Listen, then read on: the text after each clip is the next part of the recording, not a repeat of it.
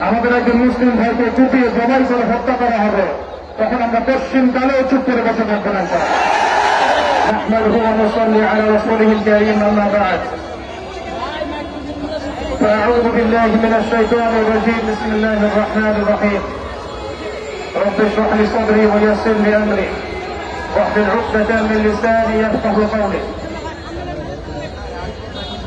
সম্মানিত উপস্থিতি, আপনারা সকলে অবগত আছেন আজকে কি উদ্দেশ্যে আমরা এখানে একত্রিত হয়েছি। আমরা কখনোই বাংলাদেশের সাম্প্রদায়িক সম্প্রীতির বিরুদ্ধে নই, কিন্তু বাংলাদেশের 90% মুসলিম রাষ্ট্রের মধ্যে যখন দিনে দুপুরে আমাদের একজন মুসলিম ভাইকে কুপিয়ে জবাই করে হত্যা করা হবে, তখন আমরা পশ্চিমকালেও চুপ করে বসে থাকবো না। আমরা সর্বপ্রথম আমাদের প্রশাসন, সরকার এবং ঊর্ধ্বতন কর্তৃপক্ষকে বিনয়ের সাথে অনুরোধ করতে চাই, এই সন্ত্রাসী সংগঠনের শ্রমকে অনতি বিলম্বে বাংলাদেশের মাটি থেকে বহিষ্কার করতে হবে। এই জঙ্গি দুদির ভয়ের খেলা অনেক হয়েছে, বাংলাদেশের মুসলিম শান্তিকামী মুসলিম, কিন্তু এমন কোন পদক্ষেপ আপনারা নিতে যাবেন না বা ভুল করবেন না যাতে বাংলার তাওহীদি জনগণ আবারও জেগে ওঠে।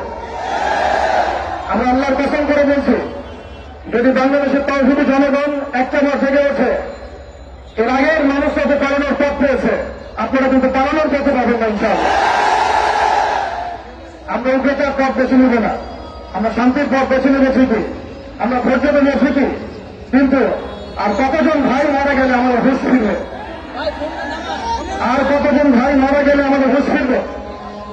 আমরা আমাদের ঊর্ধ্বতন কর্তৃপক্ষদের বিনয়ের সাথে অনুরোধ করব, যারা দিনে দুপুরে আমাদের মুসলিম ভাইদেরকে এভাবে রাস্তার মধ্যে কুপিয়ে হত্যা করেছে, জবাই করেছে, এরকম মিশন সুশয়তানি এবং সন্ত্রাসী কর্মকাণ্ডের তীব্র নিন্দা এবং প্রতিবাদ জানানোর পাশাপাশি আমরা এর উপযুক্ত বিচার দাবি করি। এখানে অনেক মুরব্বীকেরাম আছেন, আমি ছোট মানুষ, বেশি কথা বলতে চাচ্ছি না। আমরা একটা দাবি উত্থাপন করতে চাই, বাংলার জমিন শান্তির জমিন, এই শান্তির জমিনে যদি কেউ উগ্রতা প্রদর্শন করতে চায়, আল্লাহর কসম করে বলছে আমরা হাতে হাত ধুয়ে বসে থাকবো না।